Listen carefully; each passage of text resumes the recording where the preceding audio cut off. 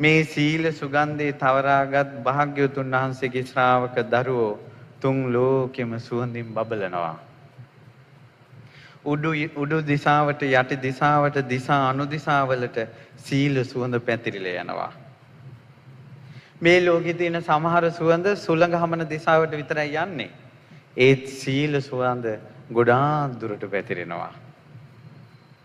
කියනවා රජතුමනි පංච සීලය, අට සීලය, දස සීලය, ඊළඟට ප්‍රාතිමෝක්ෂ සීලය, මේ ඔක්කොම සීලය සිල් වෙළඳ සැලේ තියෙන සුවඳ වෙළඳ සැලේ.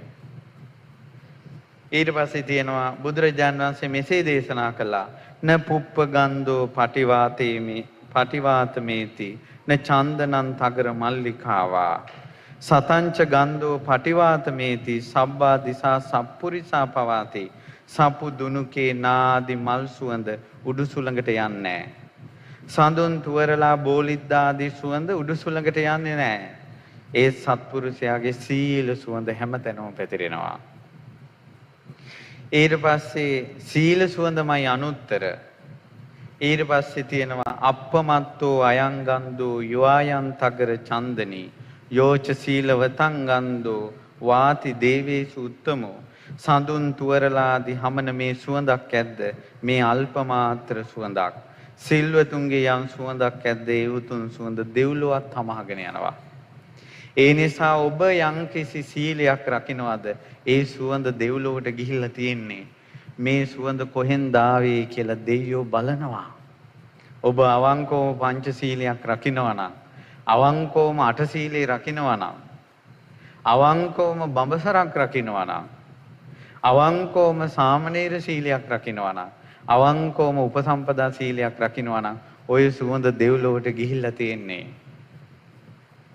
හැබැයි ওই සුවඳ පැතිරිලා දෙව්ලොවට යනකොට අසුර ලෝක, භූත ලෝක ඔක්කොම පාස් කරගෙන යන්නේ.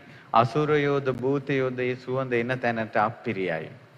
ඔවුන් බලන්නේ සීලේ නැතිකරන්න. ඒ නිසායි කාලයක් හොඳට සිල් රකින්න අයට බාධා පැමිණිලා මේ සීලයට අනුතුරු වෙන්නේ. හැබැයි මේ බුද්ධ රාජ්‍යයේ හැම රාජ්‍ය ඇතුළට ආපු කෙනාට අර ප්‍රාකාරයෙන් එන්නේ සීලේ නැමැති ප්‍රාකාර, ලැජ්ජාව නැමැති දියාගල, ප්‍රඥාව නැමැති ප්‍රාසාදයෙන් ඈතෙනවා පේනවා. ඒ සද්ධාව නැමැති ඒ ශිඛා ස්තම්භයේ තියෙනවා. වැටුනොත් ගොඩ යන විදිය තේරෙනවා. ඉතින් මේ නගරේ රැකෙන්න පුළුවන් මේ ಗುಣධර්ම ඔක්කොම තියෙනවා නා. ඉතින් ඒ නිසා සීල දැන් එතකොට තියෙනවනේ මේක කර්මයෙන්නේ ගන්න තියෙන්නේ. එහෙනම් තේරෙන්නේ නැද්ද?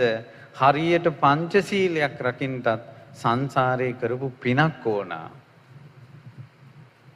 ඒ නිසා බුදුරජාණන් වහන්සේ හොඳට සිල් රකින්න උපකාරක ධර්මයක් විදිහට වදාලා ඒ තමයි ආචාර ගෝචර සම්පන්න බව.